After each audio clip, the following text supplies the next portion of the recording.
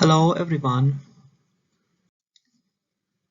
I'm going to explain our work on producing high-strength pellets from seaweed, sawdust, and hay for the purpose of gasification.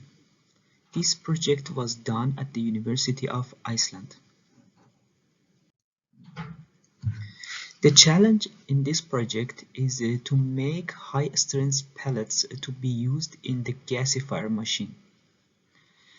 Low-strength pellets collapse in the hopper while being fed into the reactor and block the duct in the gasifier. The goal of the project is to investigate effective parameters in the pelletizing process to increase the hardness of pellets. By accomplishing this task, a new feedstock for gasification is introduced. Seaweed, hay, lupin, and wood are abundant biomasses in Iceland. They are called the carbon-neutral form of energy, since they absorb carbon to grow and release carbon while burning. By gasification, they can be converted to syngas. Gasification is heating the biomass in an oxygen-deficient environment. Syngas, which are produced by gasification, can be used in internal combustion engines and gas turbines. However, to be able to gasify the biomass, they need to be pelletized before. Compressing the biomass to an extremely dense and low humid form is called pelletizing. According to the prior research, using pellets in the gasifier has not been successful yet.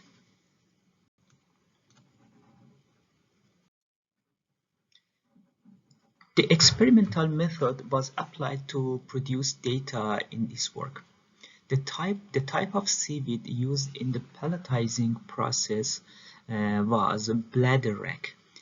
The hay was supplied from a horse stable in Reykjavik, and sawdust was supplied from a carpentry workshop. Processing of the data was performed by Excel software. To compare the hardness of pellets, the drop test method was applied. In this method, 100 grams of sample is dropped from a 6.4 meter height. Then the sample is sieved, and the percentage of the broken mass is a criterion to compare the hardness of different pellets.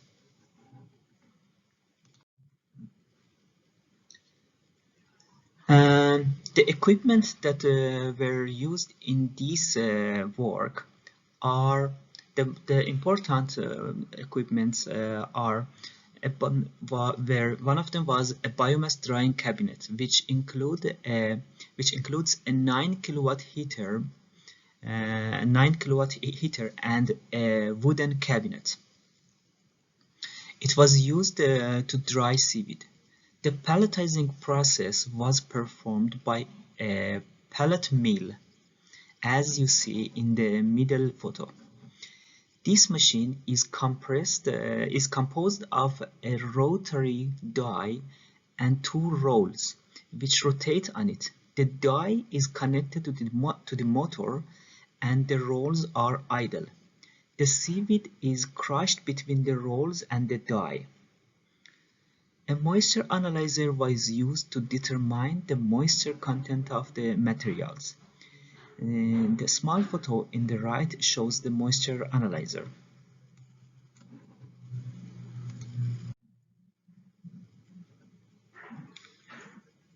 After harvesting seaweed from the seashore and drying them with the cabinet dryer, all three materials were shredded with a kitchen blender. The materials were mixed based on the mass percentage of each sample. Then we feed the material into the hopper. The middle photo shows the inside view of the hopper. As you see, as I explained before, there is a die below the rolls. The last step was the drop test and the measuring the mass breakage, which was introduced before. In this figure, the blue bars the blue bars and red bars show the percentage of hay and seaweed respectively.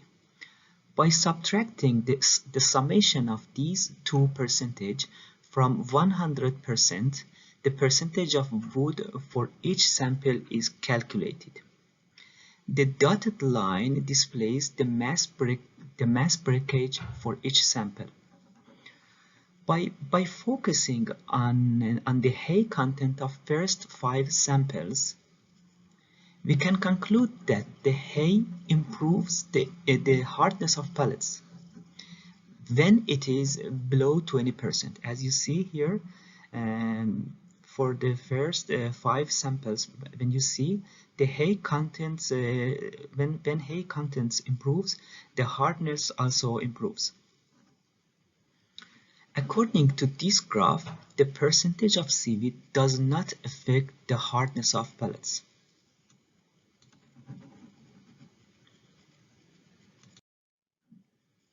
To investigate the effect of temperature on the hardness of pellets, 15 samples were taken within 20 minutes of pelletizing.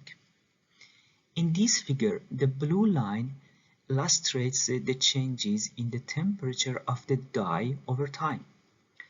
The red line displays how the percentages of the mass breakage differ for the 15 samples.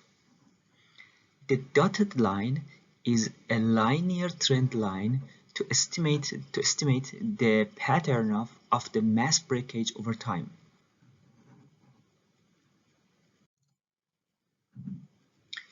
This figure shows the result of the previous experiment in a graph without considering the time.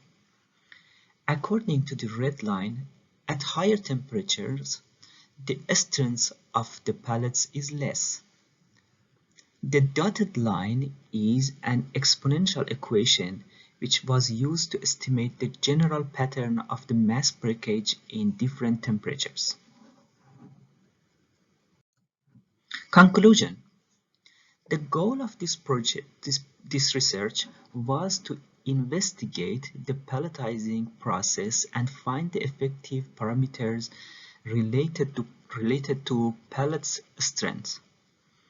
This goal was achieved, and we studied the effects of temperature and pellets composition on its hardness. According to the results, more hay in the pellet composition increases the hardness of pellets when the hay content is less than 20%. The experiments also showed that the samples which were taken at higher temperatures were weaker than samples which were taken at normal temperatures. Moreover, results did not show any change in the hardness of pellets when the seaweed content changed. Thank you.